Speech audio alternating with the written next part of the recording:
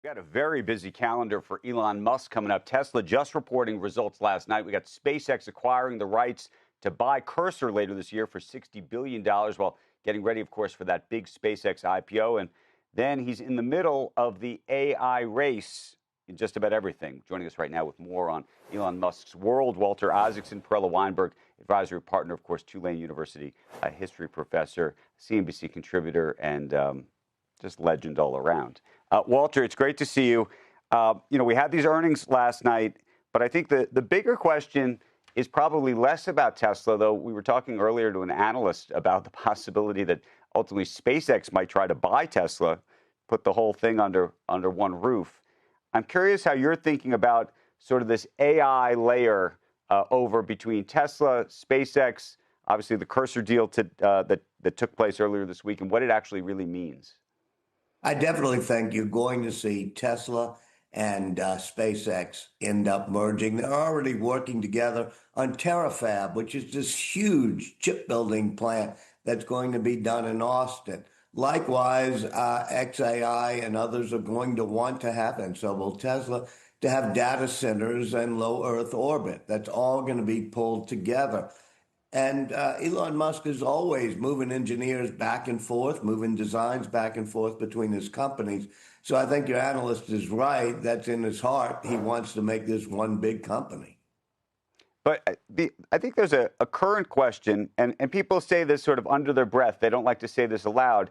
There are some people who are SpaceX investors currently. These are pre-IPO in the private market investors who were not thrilled about the acquisition of XAI because of how big a deal that was, how much it diluted the business. This argument that maybe you'd be better off being a pure play space company as opposed to a sort of combination space company, AI company. And now some of those same people, at least privately, say that XAI investment, maybe that wasn't such a great investment after all, if they now have to go buy Cursor to make it work and effectively shore up a business that Elon Musk has now talked about publicly needing to be rebuilt effectively. I'm sure a lot of SpaceX investors may be saying that, but my heart doesn't bleed for them too badly because they're going to do incredibly well, and they have done very well. And the whole creation of internet and low Earth orbit, that's probably going to be direct to cell phones soon, and a place to be able to put data centers in outer space. I think that is going to become a tremendously valuable company. I think you have to remember, Elon, in my book, I talk over and over again how he acquires Solar City, for example, and the people are upset when he does that at Tesla, the shareholders, because it's dilutive.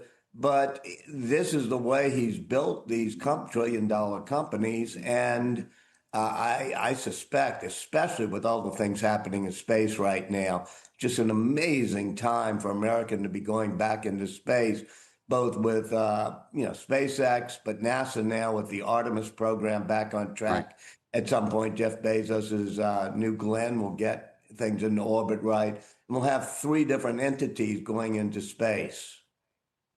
Walter, I think you're right. By the way, I don't think anyone's they're getting out their tiny violin, but not even that. I think one of the reasons that actually, even if investors in SpaceX grumble, by the way, some of them owned stakes in XAI, so they're benefited. But even more than that, they look and they say, you know what, SpaceX is worth what, $200-300 billion, 12 months, 18 months ago, and now here it is, trillion, maybe $2 trillion. So again, I think you got to remember, they got to remember they're investing in Elon Musk. They're not investing in XAI or Tesla. And if you don't like the way Musk is going to do something, you should be, investing in Procter & Gamble. Well, but my question to you, which is slightly different, is I can see the argument for AI in space as it relates to data centers to the extent that you believe that that's a possibility in the future. I think the larger question, and chip making and the like, and that's a road he's clearly going down. That's not what XAI unto itself is, though, right? XAI unto itself is a large language model. And the question is whether you need the software component, the software, the LLM itself, to actually have a successful data center, right? And that's I think I think that's an incredibly good insight, because I do think Musk is moving on in his head from what you would call LLM models, chatbots, that type of thing. Obviously, with the Cursor purchase, he wants to be able to create code. I think he feels strongly, even for some of his ideological reasons, that he wants a chatbot LLM type system that he believes will be more accurate. But his real bet is in physical world AI, the Optimus robots, the self-driving cars, and those will demand different types of chips. And I think that all as excited as we may be about LLMs these days, that's nothing compared to what happens when millions of Optimus robots and self-driving cars, things that can absorb visual information, hearing information, and operate in the real world. That's that's the horizon he's looking at now. Hey, Walter, can you just give a preview of the trial that starts on Monday? And I don't know if I've asked you what your thoughts are. For me, it's like, if it's a charity, right? I mean, has Elon got a strong case here? I mean, it's worth so much money, and Microsoft's benefiting, and Altman's benefiting, and others are benefiting. Has Elon got a point here?